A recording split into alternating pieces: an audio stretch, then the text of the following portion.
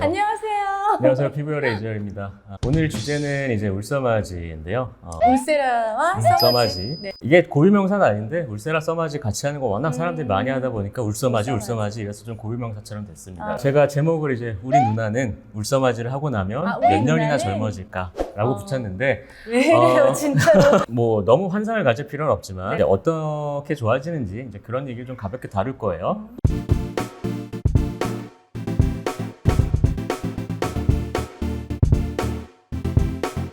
울세라로 요 윤곽을 다듬고 네. 써마지로 이 껍데기를 윤기나게 한다. 껍데기를. 네, 이렇게 생각하라고 말씀을 드립니다. 이게 이제 리프팅 시술의 가장 기본 명제죠. 아. 가장 껍데기층을 좋아지게 하는 네. 시술들과 이 윤곽선을 좋아지게 하는 시술들, 요것들을 이제 적절하게 조합해서 꾸준하게 관리를 해 나가면 네. 노화가 예방이 되는 거예요. 그러니까 우리 누나가 울서마지를 한다고 네. 10년, 20년 젊어지는 건 아니지만 네. 이제 한 3, 4년 정도 앞으로 갈 수 있으면 좋은 거고 또 지금부터 나 진짜 노화 눈에서 레이저 시술을 나간다 정말.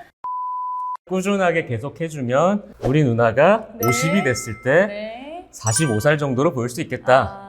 요 정도라고 일단 정리를 해드릴 네. 수는 있어요. 그냥 한 2, 3년 전 사진을 봤을 때, 나 이때 여기가 좀 붙어 있었네.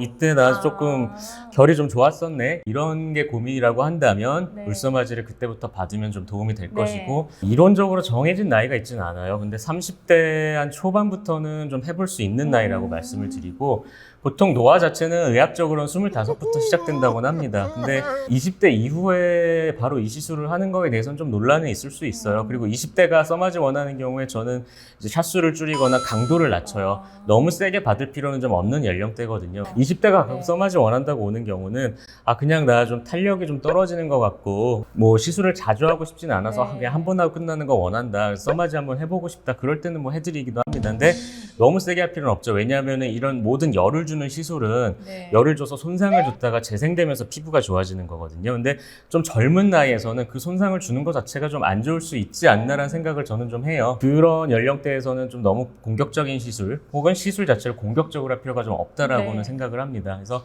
일반적으로 30대 초반 혹은 중반부터 뭐 이제 울서마지 같은 걸 좀 하면 도움이 될 수 있어요 라고 말씀을 드려요. 울서마지를 했다고 젊어지는 게 아니라 노화가 천천히 되는 거다, 노화가 느려지는 거다. 울서마지의 개념을 이렇게 네. 말씀을 좀 정리를 해드렸고 울세라 같은 경우에 이제 심술보와 이중턱을 주로 붙여주는 거라 생각을 하시면 돼요. 그다음에 이제 사각턱 보톡스, 이제 이 뒤쪽에 큰 경우에 사각턱 보톡스를 맞아서 네. 같이 줄이기도 하는데 30대 중반 이후에는 볼거짐이 좀 많이 보일 수도 있어서 안 맞는 경우도 있습니다. 보톡스를 좀 줄여서 넣을 수도 있고 네. 안 넣을 수도 있고 그냥 20대처럼 많이 맞을 수도 있고 30대 중반 이후에 사각턱 보톡스를 해서 환자분과 좀 상담을 네. 해서 진행을 해요.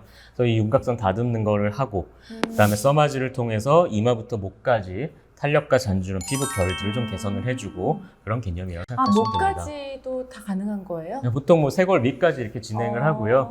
목 같은 경우에 이제 보톡스나 필러가 아니고서는 젊어져 보이게 네. 탄력을 되살린다는 게 쉽지는 않은데 써마지 같은 거 하고 나면 엄청나진 않은데 좀 목이 좀 만족감이 있어요라고 말씀하시는 경우가 꽤 많아요. 그래서 저 써마지 할 때 웬만하면 목까지 받으라고는 합니다. 남자분들은 그냥 목에 할 거 아껴서 볼에 하자고 하는 편이고 좀 남녀에 따라서 약간 차등을 두긴 해요. 근데 얼굴은 어쨌든 통증이 좀 있잖아요. 근데 네. 목은 어때요? 목 같은 경우는 시술의 강도가 또 많이 낮게 들어가요. 얼굴 하듯이 볼을 하듯이 목에다 하면 굉장히 아프면서 부작용도 생길 수가 있어서 강도가 내려가서 오히려 목 같은 경우는 비교적 조금 편하게 받을 수 네. 있습니다.